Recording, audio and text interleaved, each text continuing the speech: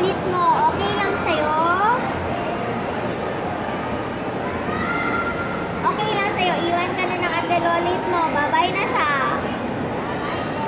Bye-bye. Bye-bye na si Ate Lolit mo. Iwan ko nun yun.